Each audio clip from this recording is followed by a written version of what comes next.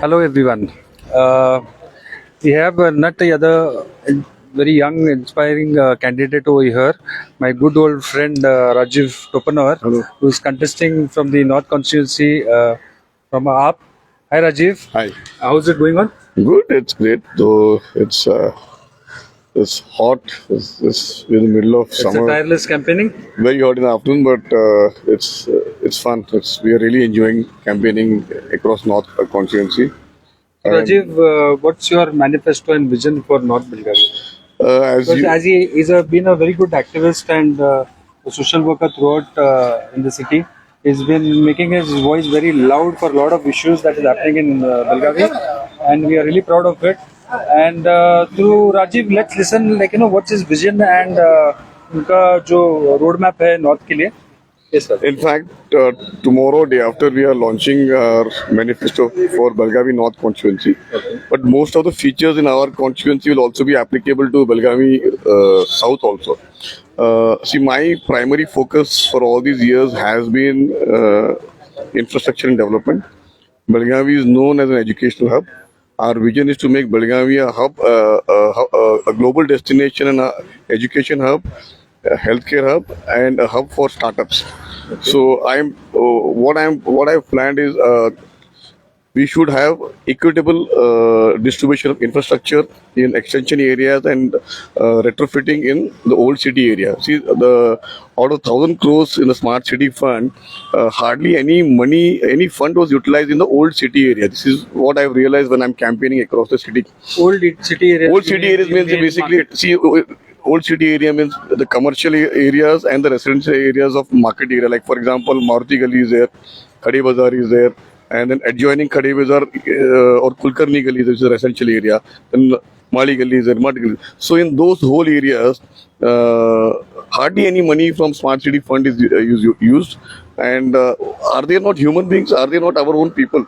So Rajiv ये भी हो सकता है ना, जैसे हम लोग अभी कल वहाँ सिटी में थे तो बहुत सारे लोगों ने क्या बोला कि सिटी एक बिजी मार्केट एरिया होने की वजह से वहाँ पे रेजिडेंशियल लोकेलिटी कम है तो इसलिए voters I'll tell you one thing. See, this is some of the traders will say that they don't want even gutter to be done there because they think that for those many days they lose their business. But if you go to see in the longer run, behind, for example, behind Maruti Gali, there are residential areas. Behind Ganpat Gali, there are residential areas. So residential areas are behind the shop, the lanes which are having the shops. Why can't we have multi-level parking in these areas? So the traffic congestion is. If traffic congestion becomes less, even shopkeepers will get more business. The other problem that I have heard when I interact with shopkeepers there, the police are harassing people who come in the market with their four-wheelers and all. People don't know where to park their cars. So then they try to avoid fines. So then they are not coming inside the business area in the market area to do shopping and all. So it is affecting. Sorry to interrupt you. It's not only ಹೇಳೋದ ಅರ್ಥ ಅಂದ್ರೆ ಇದು ಬರೀ ಒಂದು smart city problem ಇಲ್ಲ ಬಹಳಷ್ಟು ವರ್ಷದಿಂದ ನಮ್ದು restructuring of urban development is not See, one thing in Akaturi, one thing that I'm heavily emphasizing on is decentralization of markets. See, and also if you go to see in Raivarpet, that onion market area, and that old corporation building, why can't you demolish it and set up a new building with more shops?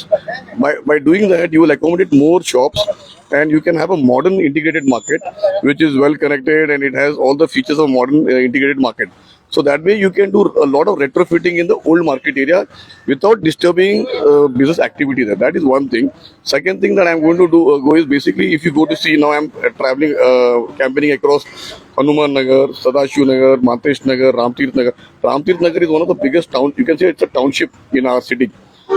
The biggest issue in our city right now is drainage that I've noticed, and I hope even the other restructuring of the other candidates also realize that the biggest issue in Belgaum right now is drainage. Drainage and the drainage water that will flow, the STP, the sewage treatment plant issue is a big issue which is not addressed. I have gone to Ramtirth Nagar, Hanuman, they all their drainage issue. So what I am saying is 600 crores plus the same special fund in corporation, all that money in the last 2 decades has been only wasted on the roads which were already in good condition. If there's a good road, you will again do a cement road, again you will do a recarpeting there. That 600 crores, had you utilized it for drainage in Belgaum, people would have really appreciated. So I don't believe that out of 1,000 crores, we are only diverting 600 crores to only one component. There should be equal distribution of funds for various components of infrastructure. So I feel this is one thing that drainage is a big issue which we need to address. Second thing is, you see most of the parks and playgrounds, they're in a pathetic state. Maybe in south, yes, some parks and playgrounds I have seen are in a good shape, but in north, they're in very bad shape. And I very heavily emphasize on decentralization of markets, creation of community halls, creation of new markets, creation of hawker zones. You see any circle in Belgaum North, Shawnagar circle, Hanumanagar circle, any circle, at the circles you will see hawkers on the roadside. Why can't we give them designated hawker zone, make a small marketplace with community halls, also provide, whatever basic things that you require, like it could be a stationery shop, a couple of things can be done. So that is what we need to basically decentralize. Now, for example, you tell me people from Ramtirth Nagar or Hanuman Nagar, for everything, they need not come to city market. Decentralize the market. Also, speaking about traffic and congestion, basically want to speak, if you see, we don't have truck terminals. So this truck terminals and multi-level parking, we have been discussing about it for the last 2 decades. Even I think Uday will agree to that. Last 2 decades we are discussing. So that is one thing. Also, what we are, like for example in Ramtirth Nagar and all, you have so many open spaces, and it's a well-planned area, but it lacks things like, women folk do not have anything for recreation there. We have open spaces. Open spaces can be used for public utility. Like, you can have recreational clubs, sports complexes, a couple of things, which will basically suit, it gives some recreation and entertainment value for women, and sports facilities, free sports facilities. So what I am saying is we want to create world-class free sports facilities and training. Coming back to education part, what I am planning is if you go to see public education system, we do not have good schools in Belgaum. I'm talking about public schools. No, I'm not talking about government schools. So we need to upgrade government schools to improve the infrastructure. Also, reskilling of teachers is very important across public and private schools. So I think if we can reskill teachers, they can actually engage students more effectively. That is one part.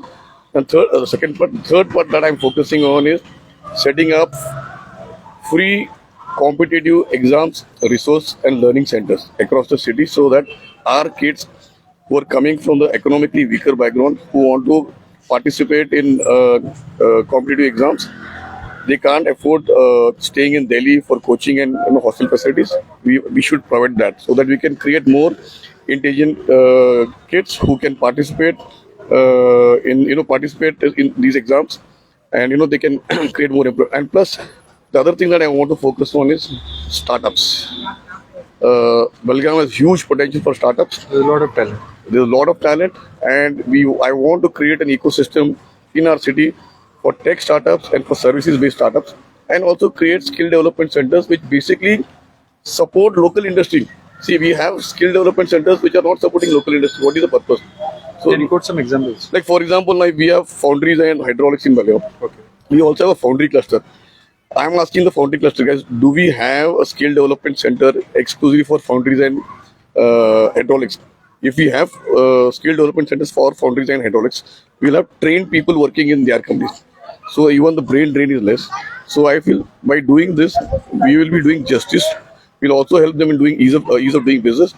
So these are a few things that I'm trying to stress on and take Belgaum to the Belgaum. So my whole campaign's name is Let's Make Belgavi Great.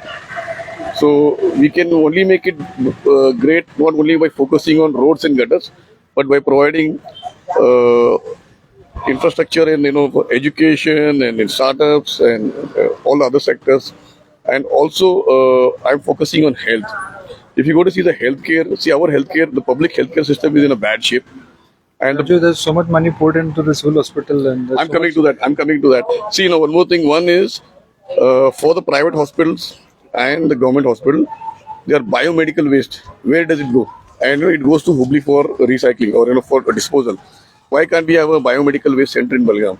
I'm asking the aspirants, the candidates from BJP and Congress, who the doctor also, in his own manifesto, they have not addressed this. Okay, and if you want to develop public hospitals like the civil hospitals and all, There's already a super specialty ward opened, ready, but they are not opening it. Why are they not opening it? They have not hired people. They have not procured the infrastructure for that. This is number two. Number three that I want to focus on is the bedding capacity. You compare our bedding capacity to our population, it is negligible. So we need more urban healthcare centers or more like Bed clinics. versus the population has to be more. Yes. One. Number two is the infrastructure that is required for these for the healthcare. It is not only about procuring medical equipment and staff. It is also about maintenance. See, if I feel that across the government infrastructure, asset management is not there. That we need to really focus. You see buildings which are built after 6, 7 years, they are in a bad shape. So asset management and maintenance is one important aspect that I look into. And third thing is child care and maternal care. We need to emphasize on that. So I have a list of things on the healthcare part also. So we are covering health, we are covering transportation, we are covering startups, we are covering youth, we are covering Education. we are covering women empowerment. So Rajiv, it's been like, you have been fighting for these things a long time, and there's And plus, we are also fighting against corruption, where BJP has been highly corrupt. We have filed cases against officers who are involved in corruption in Smart City and in Belgaum Urban Development Authority. So people who tell me that you're the right man in the wrong party, they should know wanted to come on that only. they should know that Rajiv is always their leaders are the wrong leaders in maybe in the right party, but I am a right person in my right party. So everybody has a question why Rajiv has already been doing on individual forefront a lot of these things. Why has he suddenly choose up? See, I like one thing is I served almost 15 years in BJP. I worked very close with Yediyurappa ji, and even in KJP I worked very closely with him. And in Belgaum I realized one thing is, see, Narendra Modi ji may be a great visionary leader, but his team or his party in Karnataka are highly corrupt. They are not progressive in mindset. Okay, and tell me one thing: will Narendra Modi come and solve problems in Gandhinagar? Is a local MLA will local problems yes. are the local problems. So you can understand one Cannot thing. keep it Last centralized. 5 years, the last MLA in Belgaum North, he has failed to address the issues. People have been criticizing him. So see, your double engine has failed. A double engine is not going in one direction. Double engine is going in opposite direction. So you are going nowhere actually. If Rajiv has to be voted, what would be your appeal, Rajiv? One more thing that I missed out is when I met so many women voters in North, they all say that we are staying in a rented house and we want a house. Last 20 years, Buddha has not come out with a new scheme or a layout. And in existing schemes, whatever plots are remaining, instead of distributing those plots to the common man in a lottery system, they are doing auctions. And some auctions are completely illegal, which I have exposed. One of their manual auction scams is worth 150 crores. So one of my main programs will be to set up a new scheme through Buddha, which will be affordable housing, and the plots will be distributed on lottery system at a base price, so that the common people in Belgaum get affordable housing. Unfortunately, Congress and BJP in Belgaum city are together. They scratch each other's back. Last 2 years or 3 years, I have been very aggressively criticizing BJP's corruption and misrule. Congress has been keeping quiet. Congress has not raised not even one issue because they believe in eating together, cheating the public together. One more question, Rajiv. It's very important. What's happening in Delhi? You think it's going to dent here in Belgavi? See, you have to understand one thing. No, you have to understand one thing. I'll be very, very clear in this. Sisodia ji and others, they are filing corruption case on them. There is no FIR on them. There is no charge sheet filed on them. They are taken in custody. What about the local BJP MLAs who have corruption cases on them, of disproportionate asset cases on them? Why are they not behind that? So that is what. If you want to reassure the public of Belgaum. No, I want to also reassure one thing is people in Belgaum should realize one thing is that BJP and Congress are together it suits their kind of politics. Aam Aadmi Party has come to disrupt their politics. This is what Aam Aadmi Party has been doing. Laterally, Rajiv, there's another party which is there in line. That is the MES. See, I would not like to comment much on MES. Because we have a good strength of 40,000 plus Maratha votes also here. See, I am asking. I started my career through linguistic issues and all, but I quickly grew out of it, and I realized that infrastructure for all, development for all, and that is what I've been doing for the last at least 10, 12 years. I know that 7, 8 years I was in KRV. But after that, 12 years, I've been and I have people supporting me across all languages and all. So we need to get out of the linguistic and communal card, and we have to start working overall development. So we have to make Belagavi great. I believe that let's make Belagavi great. That is my vision, and let's make Belagavi more livable and lovable. Let's make Belagavi peaceful and harmonious across all sections of society. I am here in Gandhinagar. Last 2-3 days, I am trying to campaign here. So I see people are scared to even accept our pamphlets. Only when we are going inside their house, they take our pamphlets. But on the road, they are a little scared. So I want to remove that fear among minorities. That don't worry, this is a democratic process, and Aam Aadmi Party is there to protect their interests. We wish you all the best, Thank you Rajiv, so and your much. team. Thank you. Thank you so much for talking to us. Thank That's you. Rajiv.